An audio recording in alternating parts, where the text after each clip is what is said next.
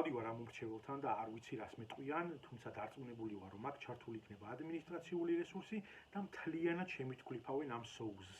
დამასრულებინეთ თუ შეიძლება, დამასრულებინეთ ეს კერძი ძალიან გთხოვთ. თუ შეიძლება დამასრულებინეთ. პირველ რიგში აუცილებლად უნდა აღვნიშნოთ ჩვენ, რომ ამ კერძს არ ამზადებს არც ხელისუფლება, არც მედია, არც ოპოზიცია, არამედ ხალხი. ეს არის სახალხო შეჭამანი. მე შემიძლია გითხრათ, რომ ეს მუსი უკვე დიდი ხანია მუსირებს ჩემს თეფშზე. ეს არის დამამთავრებინეთ თუ შეიძლება. ეს არის ინგა თუ შეიძლება ერთი წუთი მადლობთ თუ შეიძლება.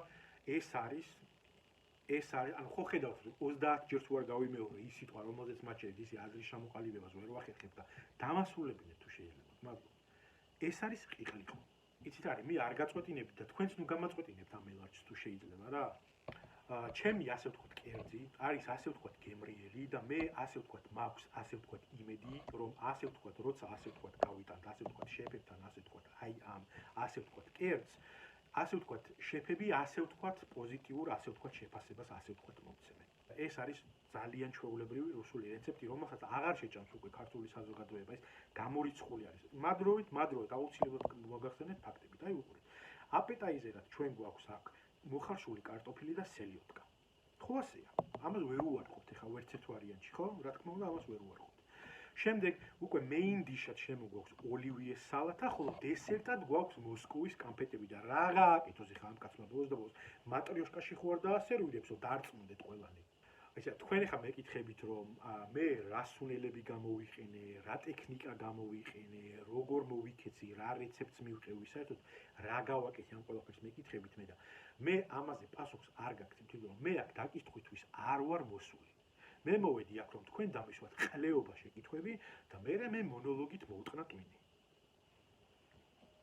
ეს ხელები მაქვს შეწეპებული, ანუ თაფლი გამოვიყენი კერძში body language არ გეგონოთ. ეს არის კერძი, რომელსაც მე ძალიან ხშირად ვაკეთებ, მას ქვია ეს ჩემი აზრია და ინგრედიენტებად გამოვიყენე უამრავი წყარო, Wikipedia, Fox News-ი, ჩემი ერთ-ერთი უჭკვიანესი მეგობრის ფრენდის უბრალოდ სტატუსი, რომელსაც აქვს 70 ლაიქი და 22 გული. ეს არის ერთ-ერთი ყველაზე ეფექტური კერძი, რომელიც შეგიძლიათ გაამზადოთ, იმიტომ რომ აი ნებისმიერი ყლეობა შეგიძლიათ თქვათ, საერთოდ აი ნებისმიერი ყლეობა შეგიძლიათ თქვათ და თუ ვინმე შეგეწინააღმდეგოთ, შემდეგ მიაწოდეთ ეს ჩემი აზრია.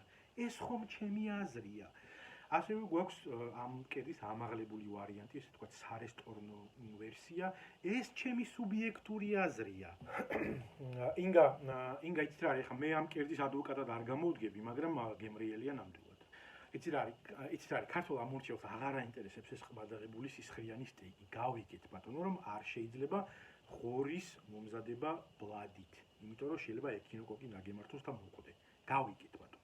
მაგრამ 9 წელიწადი რო არის სამზარეულოში ხარ, რამენაირად გააკეთე ველდანიან მედიუმი. ხო არ შეიძლება რომ სულ ამ ბლადის სტეიკზე ვაპარაკი. ამოვიდა ხელში ხალხო უკვე ეს ყველაფერი.